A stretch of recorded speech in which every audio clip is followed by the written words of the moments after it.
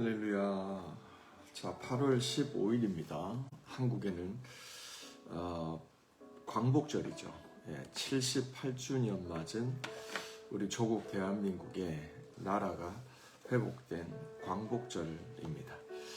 우리는 런던에 살고 있지만 그래도 사도 바울이 유대인들을 기억하면서 자신의 민족들의 구원을 그렇게 가슴 저리게 기도했던 그 바울의 심정을 기억하면서 우리는 오늘 광복절을 보내기를 원합니다. 그래서 떨어져 있지만 디아스포라로 살아가지만 또 하나님께서 주신 민족과 조국을 위해서도 품고 기도하는 날이 되었으면 좋겠습니다. 자, 여러분들 환영하고요. 8월 15일 화요일 새벽기도 우리 묵상기도 하심으로 시작합니다.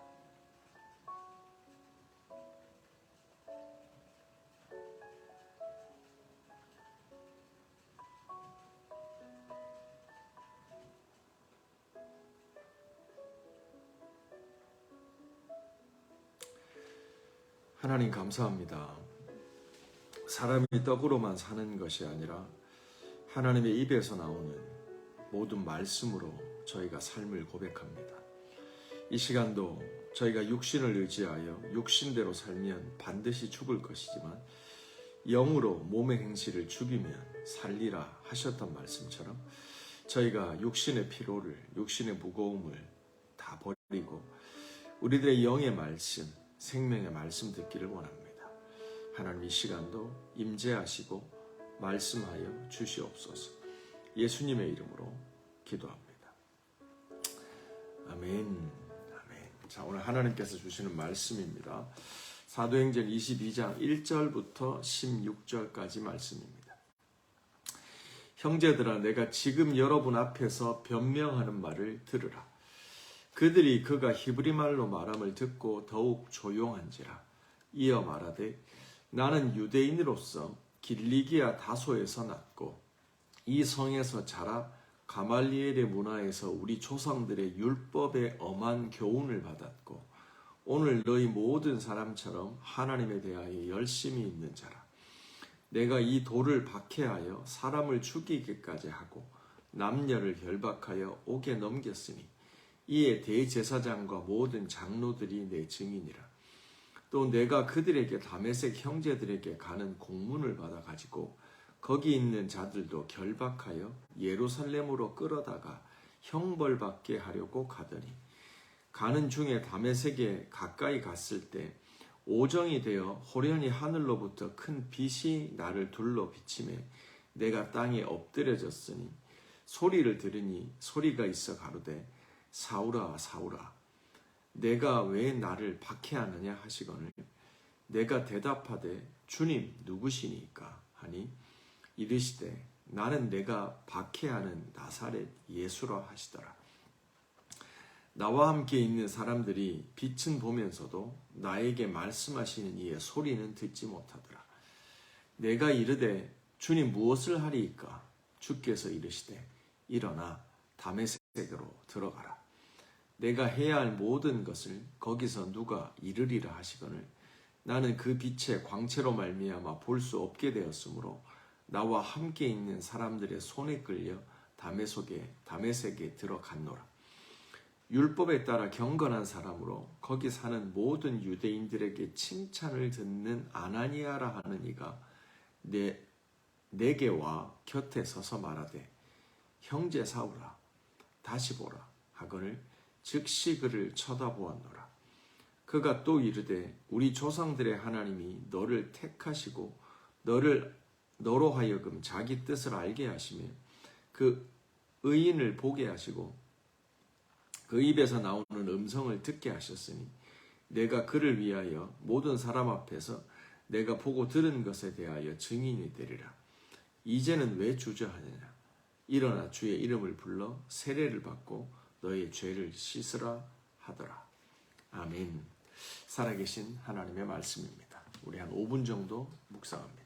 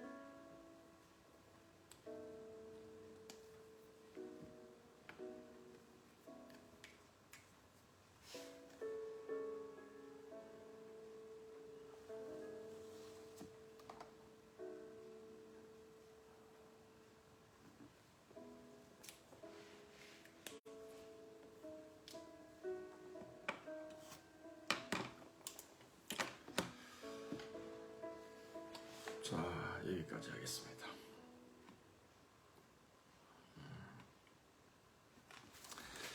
자, 오늘은 어제 큐티에 이어서 사도 바울이 예루살렘 3차 전도 여행을 마치고 예루살렘에 돌아옵니다. 그리고 거기서 붙잡힙니다. 아가보의 예언처럼 기도하면서 성령의 감동을 받은 형제들이 바울을 예루살렘으로 올라가지 못하도록 만류시키지 않습니까? 그때 바울이 그 성령의 감동을 이제 뿌리치고 환난과 핍박이 기다리고 있다는 예언은 맞지만 그렇기 때문에 안 가는 것이 아니라 그럼에도 불구하고 나는 환난과 핍박이 나를 기다리고 있지만 예루살렘으로 간다. 이미 사도 바울은 드로아에서 아소로 걸어가면서 한 3시간 30분 하나님하고 깊은 교제를 나눈 다음에 사도 바울은 뜻을 정합니다. 그리고 주변에 자기를 아끼고 사랑하는 지체들의 영적 권면이 있었지만 하나님의 부르심을 해석하고 콜링을 해석하고 그 반대에도 불구하고 예루살렘에 올라갑니다. 거기서 아가보의 예언대로 형제들의 만류한 대로 그는 거기서 아시아로부터 온 유대인들에게 매를 맞으며 붙잡힙니다. 그래서 성전에서 끌려 나오죠. 그래서 거의 죽을 뻔한 일생일대의 위기를 맞이합니다. 근데 하나님은 사명이 다하지 않은 하나님의 종을 이 세상에서 데려가지 않습니다. 그래서 하나님께서는 로마의 천부장을 동원하셔서 200명 넘는 군대를 동원하셔서 하나님이 그 아시아로부터 온 유대인 선동가들, 거짓말을 하며 과장하며 왜곡하는 그런 사단의 사단을 아비로 둔 그 유대인들의 손에서 하나님이 사도 바울을 구원하십니다. 그래서 하나님은 로마에까지 가서 네가 이 예루살렘에서 담대하게 나를 증거했는데 이런 담대한 증거가 복음 전파가 로마 가이사 앞에서도 해야 된다. 네가 로마로 갈 거다. 라고 하는 사명을 가지고 살아가는 아직 바울은 지금 시점에서는 몰랐을 수 있지만 하나님은 분명히 바울을 선택하시고 그런 뜻을 가지고 계셨죠. 그런 사명이 남아있는 사울을 하나님께서는 보호하십니다. 공권력을 동원하여 보호하십니다. 하나님의 방법이라고 하는 우리가 예측하지 못한 방법을 통해서 하나님은 바울을 보호하시죠. 그래서 그를 이제 안전하게 그 백부장의 요새로 이동시킵니다.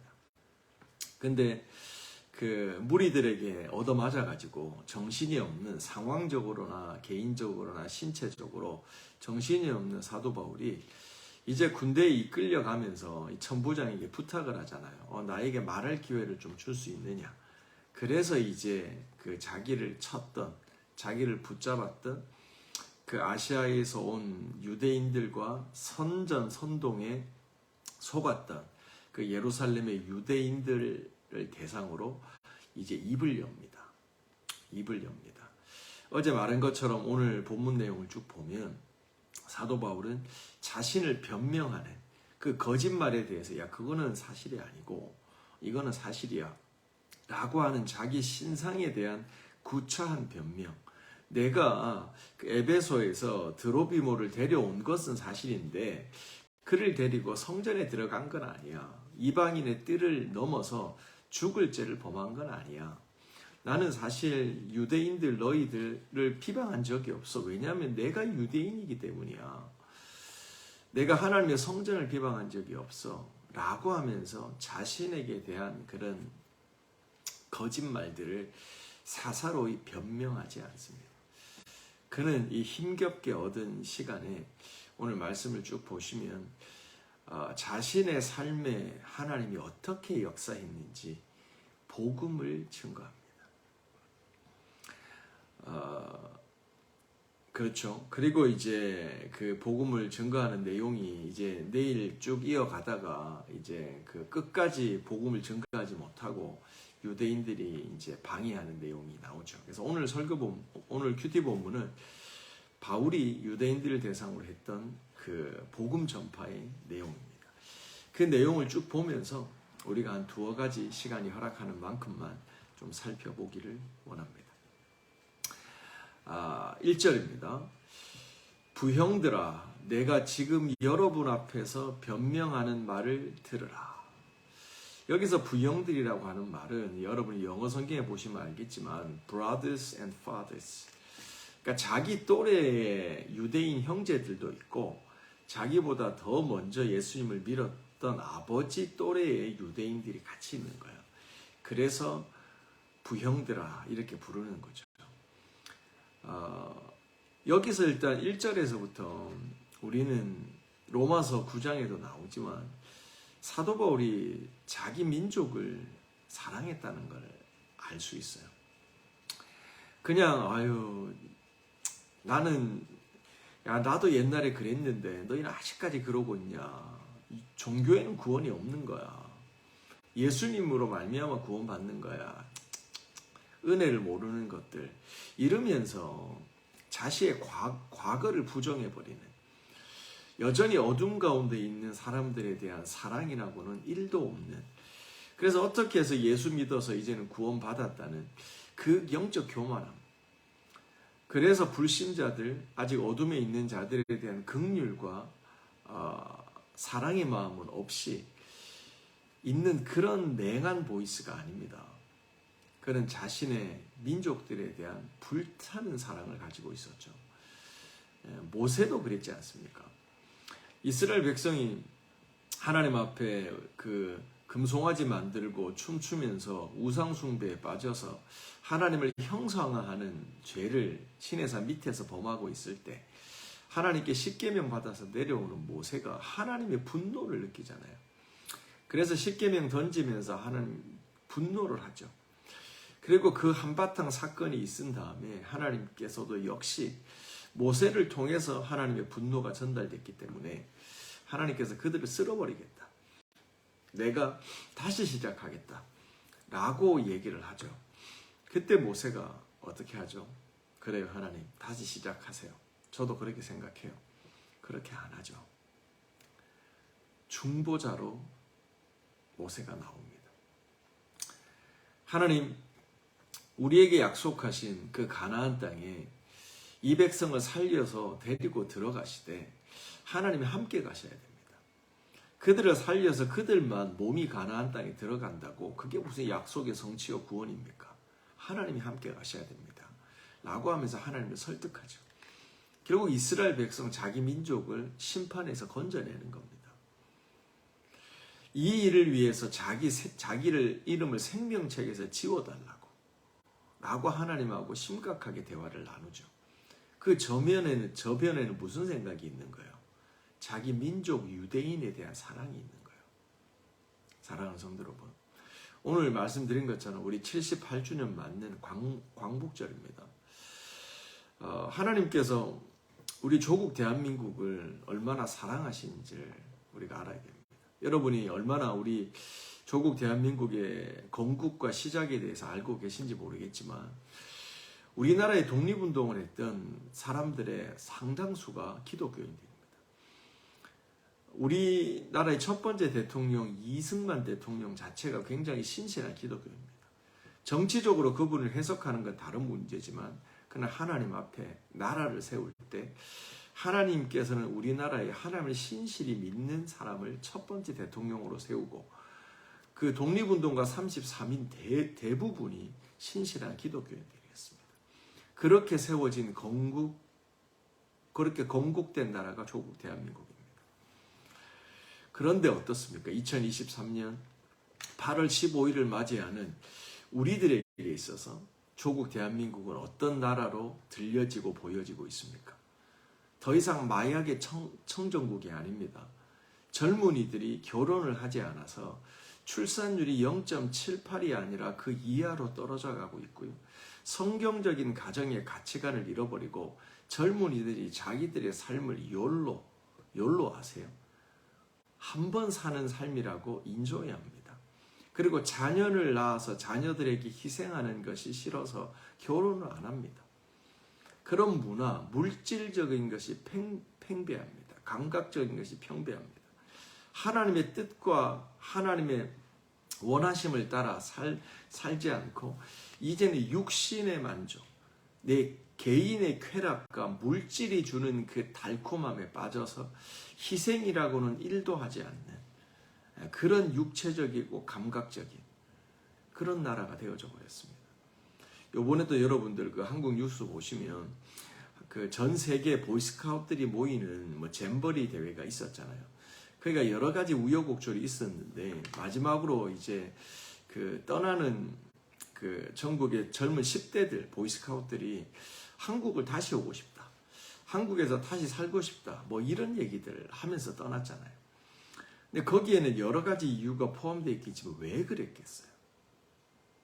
단편적인 얘기가 될지 모르겠지만 모든 사람들이 지자체가 동원해서 위기에 처한 잼버리를 좀 잘 돌아가도록 했던 것도 있지만 한국이 젊은이들에게 놀기 좋은 나라가 된 거예요. K-팝이라고 하는 그 음악과 K-컬처라고 하는 뭔가 뭐 박수를 치자니 안 칠 수 없고 안 치자니 또 칠 수밖에 없는 이런 그 K-컬처가 있는 거예요. 근데 그 이면에는 굉장히 감각적인 것들이 있고 물질적이고 쾌락적인 것들이 있는 거예요. 그거를 선전하면서 조국 대한민국을 자랑하고 있잖아요. 아까도 말씀드렸지만 이거보다 더 심각한 거는 우리나라에 마약이 엄청나요. 젊은이들이 거기에 중독되어져서 특히 해외에 있는 자녀들, 우리 디아스포라 자녀들, 제가 10대 사역할 때도 이제 많이 느꼈지만 부모들이 아는 자녀하고 실제로 그 자녀들이 외국에서 살아가는 삶하고는 엄청난 갭이 있습니다. 여러분이 그 정신 차리고 기도하고 깨어있지 않으면 모릅니다. 그냥 내 자식은 착한데 친구 잘못 만나서 저렇게 됐다라고 생각해요. 그렇지 않아요. 이 세상 자체가 위험해요. 이미 소돔과 고모라가 되어버렸다고 김지연 교수가 얘기했잖아요. 다시 본론으로 돌아와서 믿음으로 하나님께서 세우신 조국 대한민국이에요. 근데 그 거룩한 나라가 지금은 어떻게 되어 있냐는 거예요. 사도 바울은 자기 민족, 자기 나라, 자기는 이미 유대교에서 벗어나 구원의 진리를 깨달아 천국 가는 믿음 가지고 있지만 그 유대인들을 보면서 혀를 차고 있지 않아요. 가슴을 치면서 돌을 맞아가면서도 그는 다시 유대인 앞에 서요. 그러면서 자기 삶을 뚫고 들어오셨던 예수 그리스도. 옛날에는 내가 박해하고 내가 몰랐던 진리. 그래서 그렇게 폭력적이고 그렇게 하나님 기뻐하지 않는 반대 방향으로 역주행하는 삶이었지만 이제는 내가 돌이켜 하나님 없는 삶은 상상할 수도 없다는 그 복음을 전하는, 자기를 돌로 쳐 죽이는 사람들에게, 그 민족들에게 가서 다시 복음을 전하는 이 사도 바울의 모습을 봅니다. 오늘 하루요, 우리가 뭐 광복절 기념으로 하루는 진짜 조국 대한민국을 위해서 기도하는 날이 되어졌으면 좋겠습니다. 말씀드린 그런 하나님의 세우신 나라로 회복되어지는 그 일을 위해서 기도하는 날이 되어졌으면 좋겠습니다. 이런 사도 바울의 말이 계속 어필이 돼요. 3절이에요. 나는 유대인으로서 길리기아 다소에서 태어났다. 여러분, 다소가 어떤 도시냐면 그 당시 사도 바울이 살아있는 시대의 대표적인 대학 도시입니다. 자기가 다소에서 태어났다는 말은 뭐냐면 내가 그냥 뭐 감정적으로 가볍게 뭘 모르고 신앙생활 했던 사람이 아니라고 하는 거예요. 그리고 우리가 아는 것처럼 이 성에서 자랐다. 예루살렘에서 나도 자랐다. 다소에서 내가 출생하여 자랐다. 그리고 가말리엘 문화에서 조상들의 엄한 율법의 교훈을 받으며 자랐다. 그리고 오늘날 너희 모든 사람처럼 하나님에 대하여 열심히 있었다. 사도 바울이 지금 유대인들을 대상으로 뭐 하고 있습니까? 내가 너희와 다른 사람이 아니라는 거예요. 나도 유대인이다. 나도 하나님에 대해서 율법의 철저한 교육을 받았던 사람이다. 율법을 욕하면, 하나님을 욕하면 내가 화났던 그 진짜 유대인이었다. 하나님에 대해서 열심인 사람이었다. 라고 청중들하고 뭐하고 있죠? 네아고를 동질화시키고 있습니다.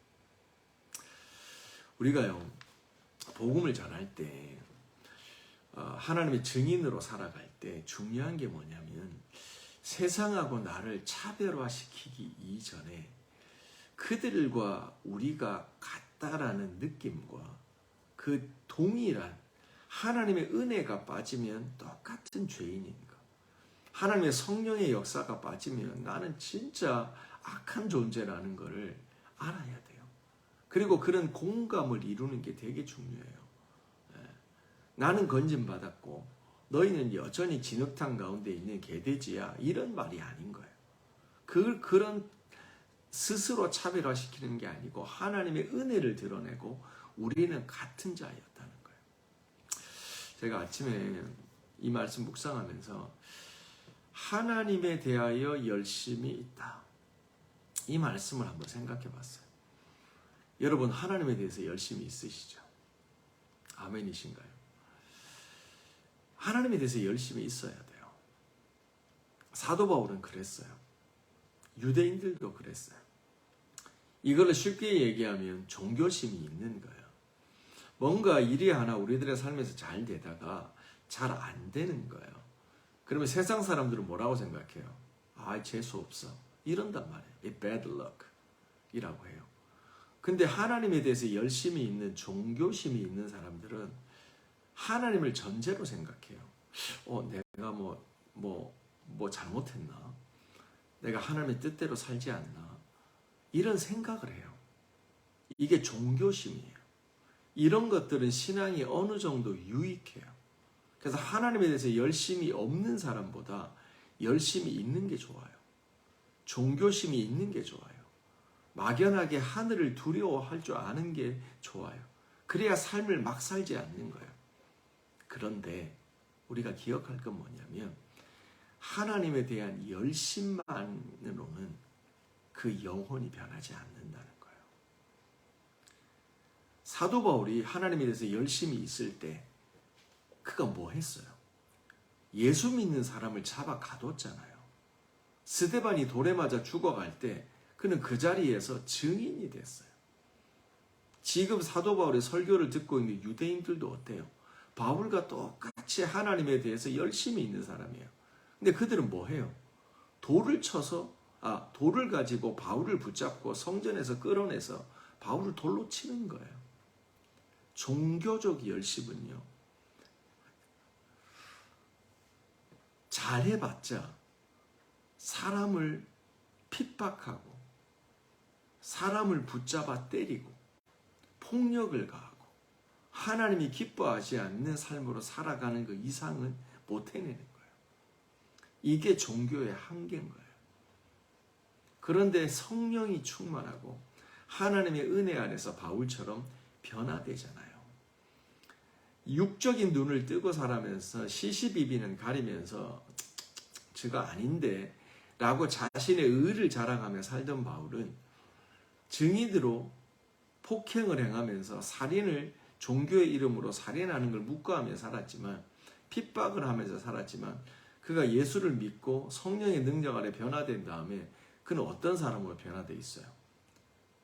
자기를 돌로 쳤던 사람들 앞에서 기회를 얻어서 그들이 끝까지 자신의 설교를 듣지 않을 것을 알면서도 그 힘들게 기회를 얻어서 다시 나는 유대인이라, 형제들아, 나의 아비들아, 나의 조상들아, 나의 민족들아 라고 하면서 그 사랑의 마음을 가지고 자기에게 돌을 던진 사람들에게 복음을 전해요. 그들을 사랑하는 거예요. 이게 복음의 능력인 거예요. 종교와 복음은 여기서 차이가 나는 거예요. 복음이 사람을 변화시킵니다. 오직 성령만이 사람을 변화시킵니다. 종교 생활을 하는 사람들은요, 껍질은 바꿀 수 있어요. 주일날 골프 치러 가고 놀러 가던 사람이 주일날 교회 갈 수 있어요. 목적지만 바뀐 거예요. 근데 복음은, 성령은 목적지를 바꾸는 게 아니에요. 인간의 내면을 바꾸는 거예요. 하나님을 경외하는 데서 하나님에 대한 열심, 거기서 나와서 뭐죠? 성령 하나님께서 우리의 모퉁이 돌이 되고 머릿돌이 되셔서 우리들의 삶의 실제적인 통치가 샤칸, 내가 너희 중에 거하여 너희는 나의 백성이 되고 나는 너희의 하나님이 되리라. 이 말씀이 이루어지는 게 중요하죠.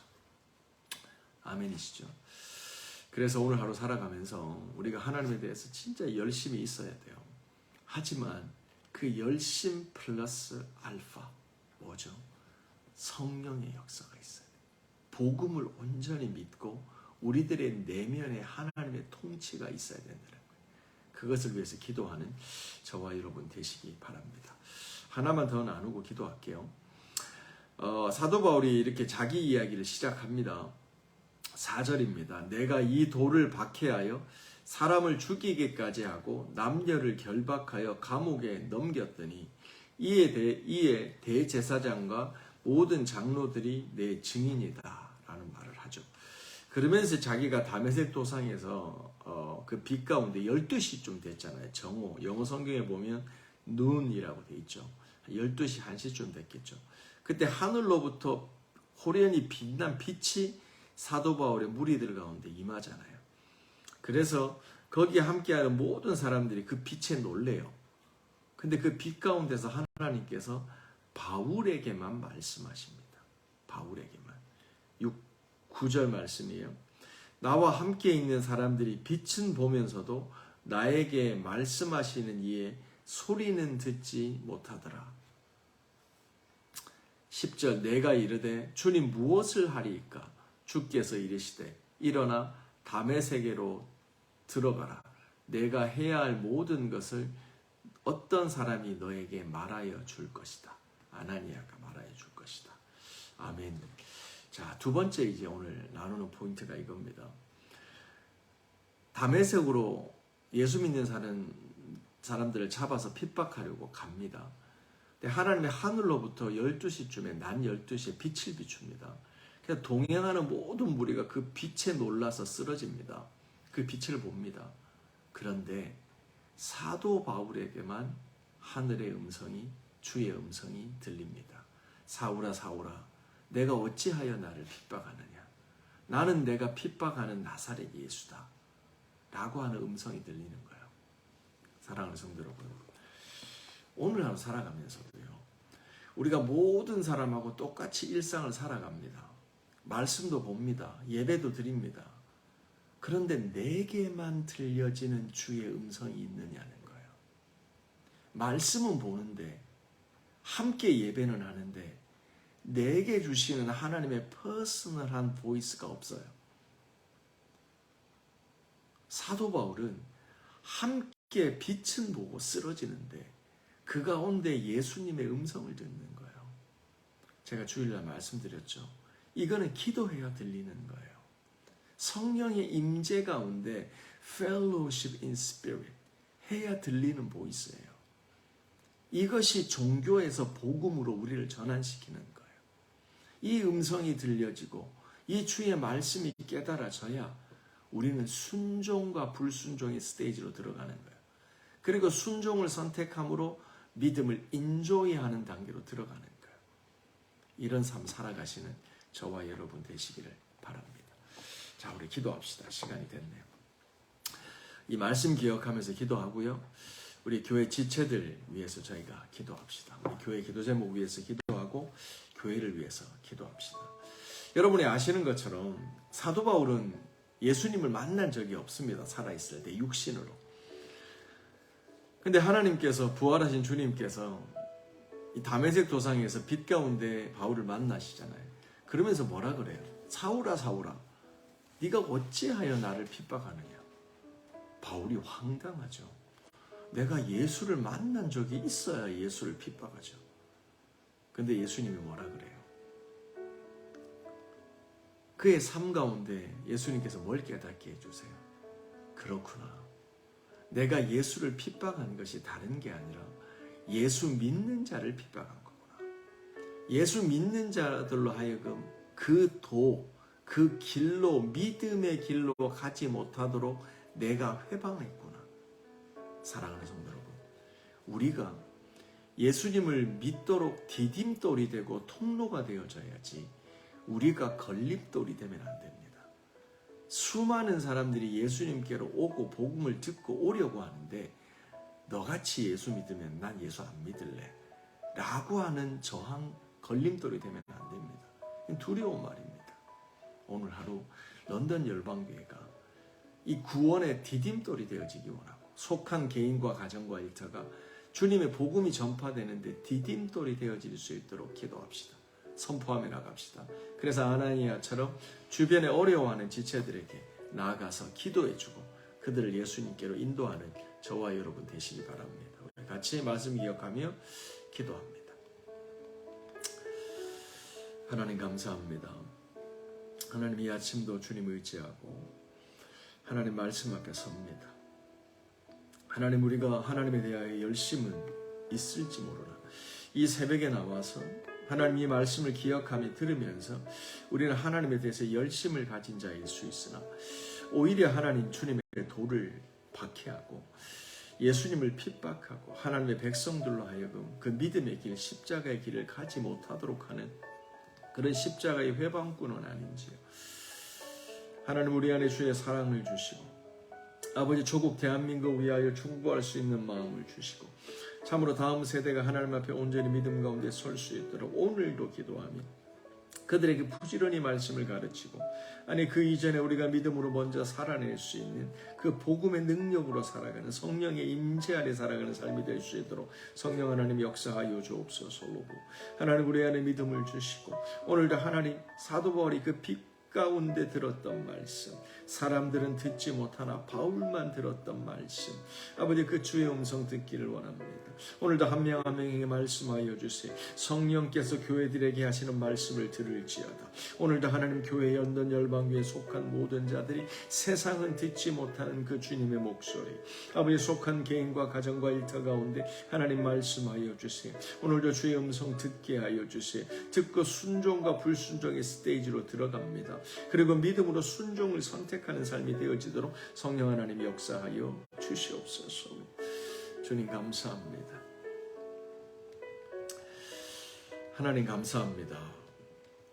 오늘도 하나님 우리에게 사도 바울의 설교를 듣게 하시니 그 말씀을 보면 그가 자신의 민족과 자신의 나라를 얼마나 사랑했는지 또 그들의 구원을 위해서 그가 돌을 맞았지만 다시 도망갈 수 있었지만 다시 그가 그 민족들한테 복음 전하는 걸 보게 됩니다. 아버지 우리 조국 대한민국을 주님 손에 올려드립니다. 믿음으로 말씀 위에 건국된 그 나라가 다시 하나님의 제사장 나라 거룩한 백성 열방을 위한 선교의 중심 마지막 시대 선두주자가 될 수 있도록 성령 하나님 역사하여 주시옵소서. 거룩한 나라가 되게 하여 주십시오. 다음 세대가 말씀 안에 준비되고 세워지게 하여 주시옵소서. 아버지 참으로 우리들의 삶에 종교적 열심이 아니라 복음의 능력으로 살아가는 저희 모든 열방교회 될 수 있도록 주님 인도하여 주시옵소서. 예수님의 이름으로 기도합니다. 아멘. 아멘. 여러분 계속 기도합시다.